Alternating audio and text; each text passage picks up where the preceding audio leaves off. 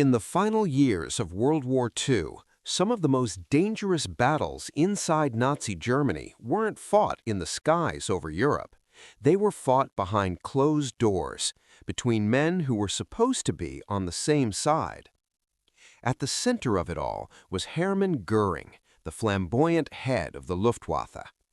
Once a decorated World War I ace, Göring had built his reputation on loyalty to Hitler and early war successes. But by 1943, that reputation was beginning to crack.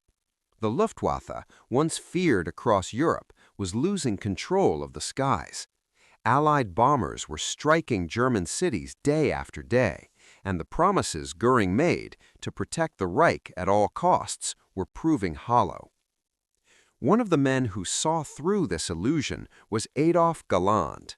Galland wasn't just another officer, he was one of Germany's top fighter aces and the general of fighters. He had first-hand experience of what was really happening in the air war, and it didn't match Göring's optimistic reports. The tension between the two men grew steadily. Göring demanded loyalty and obedience, but Galland valued effectiveness and truth. When American bomber formations began flying deep into Germany with heavy fighter escort, Galland pushed for changes, more aggressive tactics, better aircraft, and realistic strategies. He advocated for the use of advanced jets like the Me-262 as interceptors to destroy bombers before they could reach their targets. But Göring saw things differently. He was more concerned with maintaining Hitler's confidence and preserving his own image. Criticism, even when justified, felt like a personal attack. In meetings, Göring would dismiss Galland's concerns or accuse him of defeatism. The gap between reality and leadership was growing, and it was costing Germany dearly. At one point, after repeated failures to stop Allied bombing raids, Göring lashed out at his fighter pilots, accusing them of cowardice. For Galland, this was the breaking point. He knew the truth. German pilots were outnumbered, outgunned, and often flying outdated aircraft against overwhelming Allied forces. To blame them was not just wrong, it was insulting. In a tense confrontation, Galland reportedly told Göring exactly what he thought, that the leadership was failing the pilots, not the other way around. It was a bold move, especially in Nazi Germany, where speaking out could have serious consequences. Göring, furious and humiliated, began sidelining Galland. Eventually, Galland was removed from his position as General of Fighters in early 1945. But even that didn't silence him. Galland went on to form an elite jet fighter unit equipped with Me-262s, proving that his ideas had merit. Yet by then, it was too late. The Luftwaffe had lost control of the skies, and internal conflicts like this had only accelerated its decline. At the same time, Göring was clashing with another legendary figure, Erwin Rommel. Unlike Galland, Rommel wasn't part of the Luftwaffe. He was a field marshal, famous for his campaigns in North Africa. But his success on the ground depended heavily on air support, and that's where the problems began. Rommel quickly realized that the Luftwaffe was not delivering what he needed.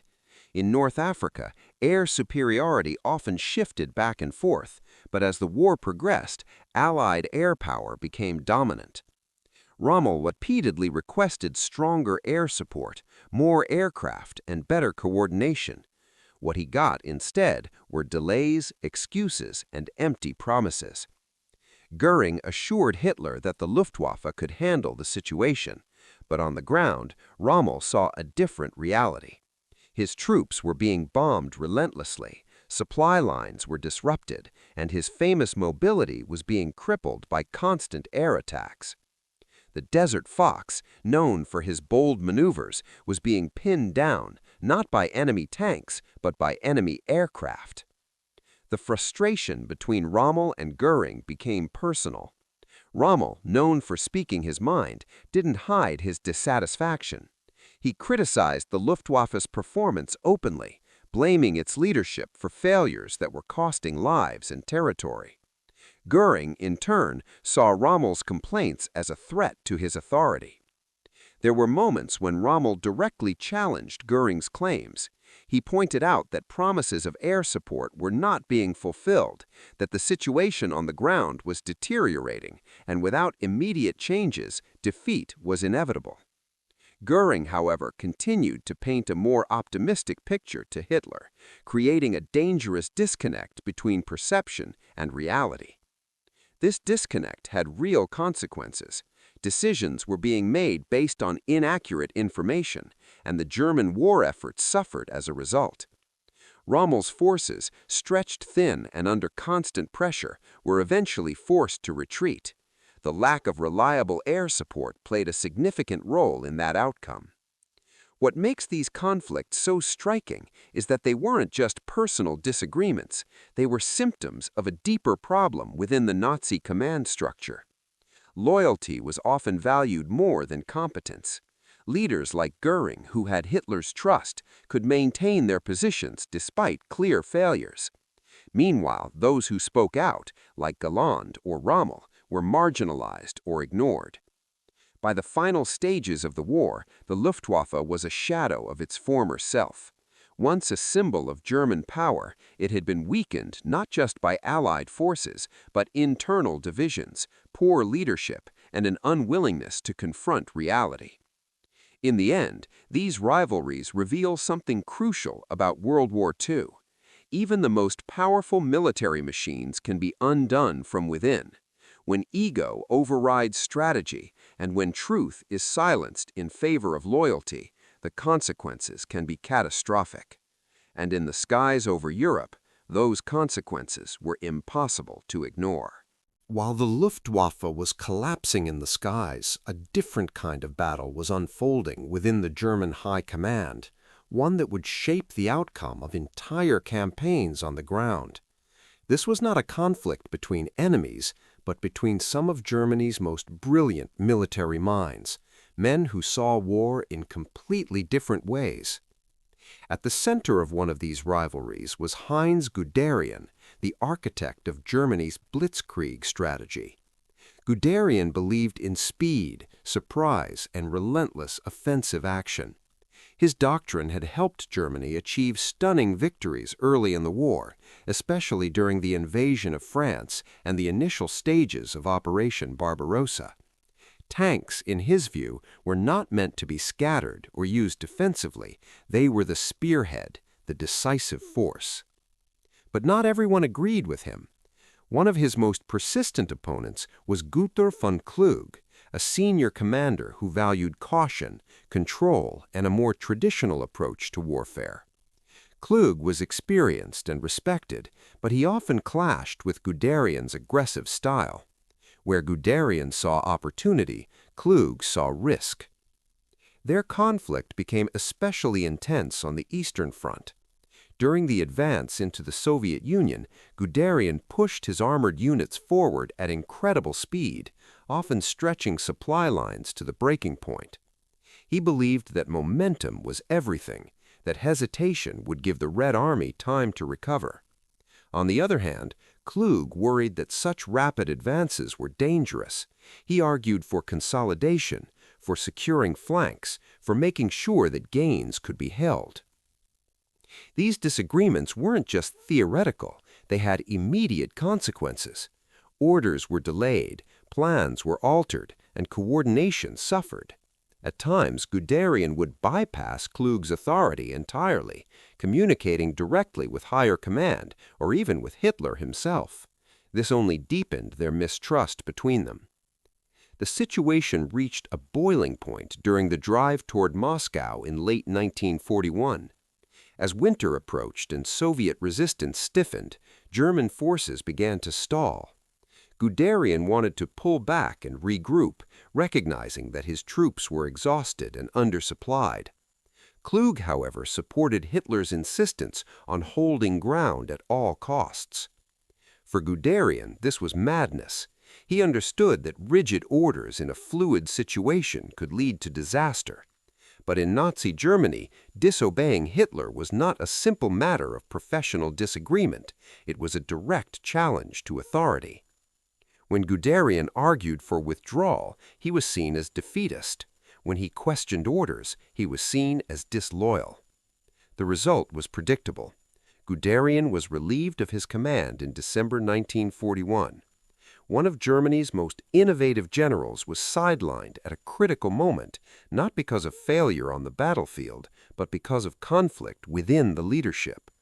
The German advance to Moscow ultimately failed, and the war on the Eastern Front turned into a long, brutal struggle that Germany was not prepared to win. At the same time, another intense rivalry was unfolding within the German command structure, this time between Erich von Manstein and Franz Halder. Both were highly intelligent officers, but their visions for how the war should be fought were very different. Manstein was known for his strategic brilliance and bold thinking. He was the mind behind the famous sickle cut plan that led to the rapid defeat of France in 1940. Like Guderian, he believed in decisive action and creative maneuvering. Halder, however, was the chief of the general staff. His role was to coordinate and manage the overall strategy of the German army, and he tended to favor more structured, controlled approaches. Their tension was partly personal, but also deeply professional. Manstein often felt that Halder lacked imagination, that he was too rigid and unwilling to take risks. Halder, in turn, saw Manstein as overly ambitious and difficult to control. Their disagreements affected planning at the highest levels. One of the key moments in their rivalry came during the planning of operations on the Eastern Front. Manstein proposed bold maneuvers designed to encircle and destroy Soviet forces.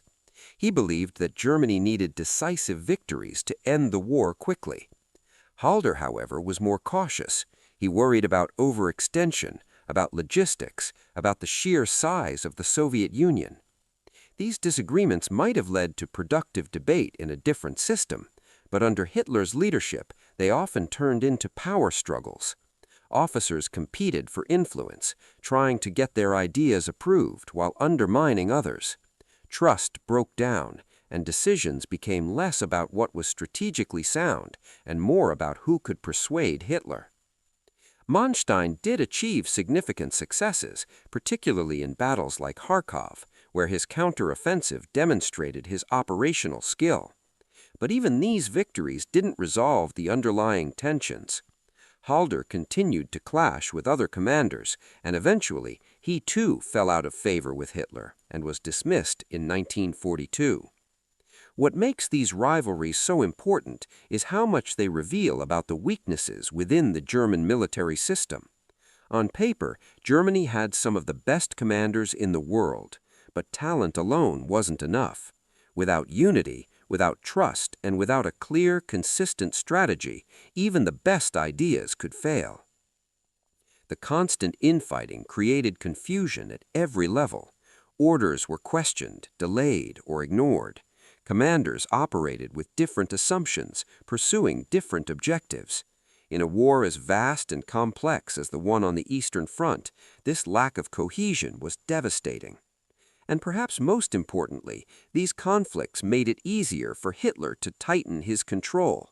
As generals argued among themselves, he positioned himself as the final authority, the one who would decide between competing viewpoints. Over time, this led to increasingly centralized and rigid decision-making, often disconnected from the realities on the battlefield. By the middle of the war, the German High Command was no longer a unified force. It was a collection of rival personalities, each with their own vision, their own priorities, and their own conflicts. And as the pressure from the Allies increased, these internal divisions only grew more damaging. In the end, the battles between Guderian and Klug, between Manstein and Halder, were not just personal feuds, they were cracks in the foundation of Germany's war effort, cracks that would widen until the entire structure began to collapse. By the time the Allies began pushing back against Germany in Europe, victory depended not just on weapons or manpower, but on cooperation between commanders from different nations. On paper, the alliance between the United States and Britain was strong. In reality, it was filled with tension, ego, and clashing personalities. Few rivalries captured this better than the one between George S. Patton and Bernard Montgomery. Patton was aggressive, fast-moving, and believed in relentless offense. He thrived on momentum, often pushing his troops to their limits to exploit any weakness in the enemy line. Montgomery, known as Monty, was the opposite in many ways. He was cautious, methodical, and believed in overwhelming force and careful planning before launching any major attack. From the moment they began working in the same theater, friction was inevitable. After the Allied landings in Normandy in 1944, the differences between the two men became impossible to ignore. Montgomery initially held overall ground command, and his plan was to draw German forces toward British and Canadian units in the north, allowing American forces to break through in the west. Patton, commanding the U.S. Third Army, saw things differently. Once his forces broke out, he wanted to move as fast as possible, exploiting every opportunity to advance deep into France. And he did exactly that. Patton's rapid advance across France was one of the most dramatic moments of the war. His forces moved with incredible speed, liberating vast areas and catching German units off guard. But this success also created tension. Supplies, fuel, ammunition, equipment were limited, and every advance Patton made required more of them. Montgomery, meanwhile, was preparing for a massive operation of his own, an Operation Martin Garden. It was an ambitious plan to use airborne troops to capture key bridges in the Netherlands, allowing Allied forces to cross the Rhine and potentially end the war quickly. But here's where the rivalry turned into something more serious. Montgomery's plan required priority in supplies. That meant slowing down Patton's advance. For Patton, this was unacceptable. He believed the Germans were on the brink of collapse and that any delay would give them time to regroup. In his eyes, the best strategy was simple: keep pushing forward, don't give the enemy a chance to breathe. Montgomery disagreed. He believed in a single concentrated thrust, a narrow front with overwhelming force. Patton's broad, aggressive advance didn't fit into that vision. The result was a logistical tug-of-war. Eisenhower, the supreme Allied commander, had to balance these competing strategies, knowing that both men were valuable and both were difficult. When Operation Martin Garden was launched, the stakes were enormous. If it worked, the war in Europe could end months earlier, but if it failed, the consequences would be severe. It failed. The operation fell short of its objectives, with key bridges not secured in time and airborne units suffering heavy casualties. The delay and diversion of resources meant that Patton's advance had also slowed, giving German forces time to recover and reorganize. For Patton, this was proof that Montgomery's cautious, centralized approach was flawed. For Montgomery, Patton's aggressive style was reckless and unsustainable. Neither man fully trusted the other, and neither was willing to admit fault. Their rivalry wasn't just about strategy, it was about pride, recognition, and legacy. Both wanted to be seen as the general who helped win the war. At the same time, another, less famous but equally important conflict was unfolding between Mark William Clark and Harold Alexander during the Italian campaign. Clark commanded the 5th U.S. Army, while Alexander was his superior, overseeing Allied forces in the Mediterranean. Unlike the explosive personalities of Patton and Montgomery, this rivalry was quieter, but no less consequential. The tension came to a head during the Battle of Monte Cassino and the subsequent push towards Rome. Alexander's strategy was clear: trap and destroy the German 10th Army as it retreated. This would deal a major blow to German forces in Italy. Clark, however, had a different priority. As German forces began to withdraw, Clark made a controversial decision. Instead of fully committing to the encirclement plan, he redirected his troops towards Rome. Capturing the city would be a major symbolic victory, the first Axis capital to fall, and Clark wanted that victory. Rome was captured in June 1944, and it was a significant moment, but the German 10th Army escaped, continuing to fight and prolonging the campaign in Italy for months. Alexander was frustrated. From a strategic perspective, the opportunity to destroy a major German force had been missed. Clark, however, had achieved a headline-making success, but at a cost. This decision remains controversial to this day.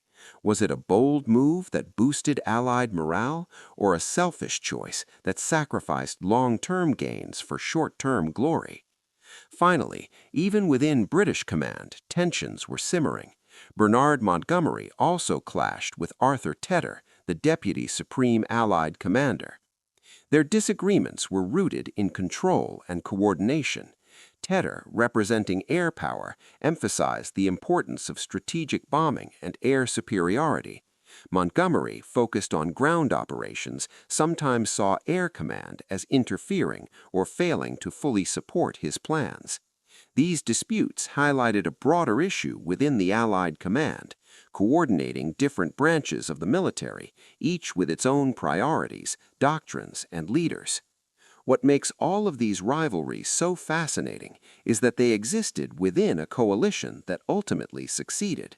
Despite the arguments, the disagreements, and the personal conflicts, the Allies managed to work together well enough to defeat Nazi Germany.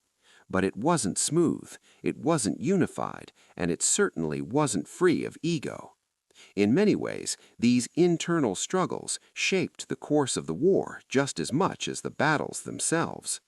Decisions about where to attack, how fast to advance, and which operations to prioritize were influenced not just by strategy, but by personalities. And behind every major victory, there were arguments, compromises, and sometimes missed opportunities. Because even on the same side, the fight for control, recognition, and legacy never really stopped. While the war in Europe was defined by massive armies clashing across continents, the Pacific theater told a very different story, one of vast oceans, scattered islands, and a unique kind of rivalry that existed not just between personalities, but between entire strategies. At the center of this tension were two of America's most powerful commanders, Douglas MacArthur and Chester W. Nimitz. They weren't enemies. In fact, both were absolutely critical to the Allied victory against Japan, but they operated almost like they were fighting two separate wars. MacArthur commanded forces in the Southwest Pacific. His approach was deeply personal. After being forced to leave the Philippines in 1942, he made a promise that became legendary: "I shall return." For him, the war wasn't just about defeating Japan, it was about reclaiming lost ground and restoring American honor. Nimitz, on the other hand, commanded the Central Pacific. As a naval officer, his focus was strategic and calculated. His plan relied on island hopping, capturing key islands to establish airfields and naval bases while bypassing heavily defended positions. It was efficient, methodical, and designed to minimize unnecessary losses. On paper, both strategies made sense. In practice, they created constant tension. Resources in the Pacific were limited. Ships, aircraft, landing craft, everything had to be divided between two advancing fronts, and both MacArthur and Nimitz believed their approach deserved priority. MacArthur often pushed for direct assaults and rapid advances toward the Philippines. He believed that bypassing them, as Nimitz's strategy sometimes implied, would be both strategically and politically unacceptable. The Philippines were not just territory, they were a symbol. Nimitz disagreed. From his perspective, the fastest way to defeat Japan was to move through the Central Pacific, capturing strategic positions and tightening the noose around the Japanese home islands. Every island didn't need to be taken, only the ones that mattered. This disagreement reached the highest levels of command. President Roosevelt himself had to mediate between the two men, balancing their competing visions. In the end, a compromise was reached. Both offensives would continue. But the rivalry didn't disappear. Each success by one commander often fueled quiet resentment in the other's camp. When Nimitz's forces achieved major victories at places like Midway and later across the Central Pacific, it reinforced the effectiveness of his strategy. When MacArthur returned to the Philippines in 1944, fulfilling his promise, it was a powerful moment that validated his approach. Yet behind the scenes, the competition for resources and recognition never fully went away. At the same time, another conflict was unfolding, one that was less about strategy and more about command decisions in the heat of the battle. This was the clash between Holland M. Smith and Ralph C. Smith during the Battle of Saipan. Holland Smith, a Marine general, was known for his aggressive style and high expectations. He believed in rapid, decisive action and had little patience for what he saw as hesitation. Ralph Smith, an Army general, commanded the 27th Infantry Division during the same operation. The problem began when progress on Saipan slowed. Japanese resistance was fierce, terrain was difficult, and casualties were mounting. Holland Smith became convinced that the Army units under Ralph Smith were not advancing fast enough. In a highly controversial move, Holland Smith relieved Ralph Smith of his command, citing poor performance. This decision sent shockwaves through the U.S. military. Relieving a commander in the middle of a major battle was rare, and doing so across service lines, with a Marine general removing an Army general, made it even more explosive. Many Army officers believed the decision was unfair, arguing that the situation on the ground was far more complex than Holland Smith acknowledged. The incident exposed deep tensions between the Army and the Marine Corps, raising questions about coordination, communication, and mutual respect. Even though the battle was ultimately won, the controversy lingered long after. And then there was another, more personal conflict involving MacArthur, this time with Jonathan Wainwright. Wainwright had been left in command of American forces in the Philippines after MacArthur's evacuation. He faced an impossible situation, undernumbered, undersupplied, and cut off from reinforcement. Despite this, he held out as long as he could before eventually surrendering in 1942. For the rest of the war, Wainwright endured harsh conditions as a prisoner of war. MacArthur, meanwhile, became one of the most celebrated figures of the Pacific Campaign. When he finally returned to the Philippines, it was a triumphant moment broadcast around the world. But the contrast between their fates created an uncomfortable tension. Some critics argued that MacArthur had been too quick to leave, that others, like Wainwright, had been left to face the consequences. While there's no simple answer, MacArthur was ordered to evacuate. The perception of unequal sacrifice lingered. After the war, MacArthur did recognize Wainwright's service, supporting his Medal of Honor, but the shadow of those early decisions never fully disappeared. What makes the Pacific Theater so unique is that these conflicts weren't just about personality, they were built into the structure of the war itself. Two parallel commands, different branches of the military, and entirely different approaches to victory. And yet, despite all of this, the system worked. At least well enough. Japan was pushed back, island by island. The Allies moved closer and closer to the home islands, and in the end, the combined pressure from both MacArthur's and Nimitz's campaigns helped bring the war to a conclusion. But just like in Europe, victory didn't come from perfect unity. It came from a complicated mix of cooperation and competition, of strategy and ego, of commanders who often disagreed but still managed to fight toward the same goal. Because even in the vast emptiness of the Pacific, far from the politics of Europe, one thing remained constant. The war within the leadership could be just as intense as the war on the battlefield.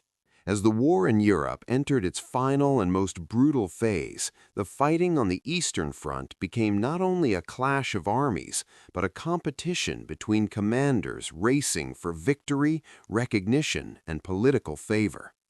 Nowhere was this more intense than within the Soviet High Command, where success on the battlefield could elevate a general to legendary status or bring them dangerously close to Stalin's suspicion. At the center of this rivalry were two of the Soviet Union's most powerful commanders, Georgy Zhukov and Ivan Konev. Both men were brilliant, both were ruthless when necessary, and both had earned Stalin's trust through major victories. But that trust came with a price. Stalin often encouraged competition between his generals, believing it would push them to achieve more. In reality, it created an environment where cooperation was limited and rivalry was constant.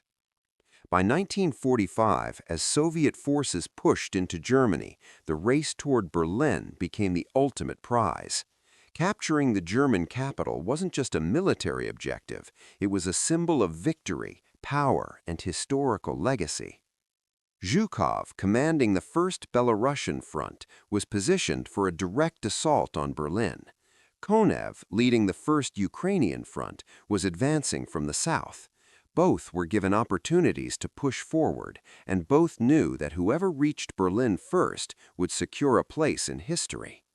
Stalin, rather than assigning a single commander to take the city, deliberately fueled the rivalry.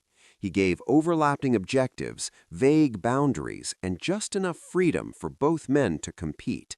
It was a calculated move, one that ensured maximum pressure on the German defenses, but also maximum tension between his own commanders. As the offensive began, the scale of the fighting was immense. Zhukov launched a massive assault across the Oder River, facing heavily fortified German positions. The battle was costly, with enormous casualties, but Zhukov pushed forward relentlessly. Speed mattered. Every hour counted. Konev, meanwhile, saw an opportunity. As Zhukov became bogged down in intense fighting, Konev advanced rapidly through weaker German lines to the south. He began redirecting his forces toward Berlin, aiming to outmaneuver Zhukov and reach the city first. For a moment, it looked like Konev might succeed. But Stalin intervened, adjusting orders and effectively ensuring that Zhukov would take the lead in the final assault on Berlin. Konev was redirected toward other objectives, including linking up with Western Allied forces. Zhukov ultimately entered Berlin and oversaw its capture, securing his place as one of the most celebrated Soviet commanders of the war. But the rivalry left its mark. The competition had driven both men to push their forces to the limit, contributing to the already staggering human cost of the final battles. This wasn't just a clash of personalities, it was a system where rivalry was encouraged at the highest level, where success depended not only on defeating the enemy, but on outperforming your own allies. At the same time, in Western Europe, a very different kind of conflict was playing out within the French leadership. This was not a battle over tactics or territory, but over legitimacy, ideology, and the future of France itself. On one side was Philippe Pétain, a hero of World War I who became the head of the Vichy regime after France's defeat in 1940. Pétain believed that cooperation with Nazi Germany was the best way to preserve what remained of France and avoid further destruction. On the other side was Charles de Gaulle, who refused to accept defeat. From exile in London, de Gaulle called on the French people to continue the fight, establishing the Free French forces and aligning with the Allies. The divide was absolute. Pétain saw de Gaulle as a rebellious traitor, a man who was prolonging the war and risking French lives. De Gaulle saw Pétain as something far worse, a symbol of surrender and collaboration, a leader who had abandoned France's honor. This wasn't just a political disagreement. It split the French military, the government, and even families. Some supported the Vichy regime, believing it was the only realistic option. Others joined the resistance or fled to join de Gaulle, determined to continue the fight. As the war progressed and the Allies began to liberate France, de Gaulle's position grew stronger. His forces played a role in the liberation, and he positioned himself as the rightful leader of a free France. Patton, meanwhile, became increasingly isolated. After the war, he was arrested and put on trial for treason. Once a national hero, he was now seen by many as a symbol of defeat and collaboration. What ties these rivalries together, Zhukov and Konev, Patton and de Gaulle, is the way they blur the line between ally and opponent. In the Soviet Union, competition was used as a tool to drive success, but it came at a human cost. In France, division weakened the nation at its most vulnerable moment, forcing individuals to choose sides in a conflict that wasn't always clear-cut. By the end of World War II, victory had been achieved. Germany was defeated, and the map of Europe was being redrawn. But behind that victory were countless moments of tension, rivalry, and conflict within the very alliances that made it possible. Because war is never just about fighting the enemy. Sometimes it's also about the battles within.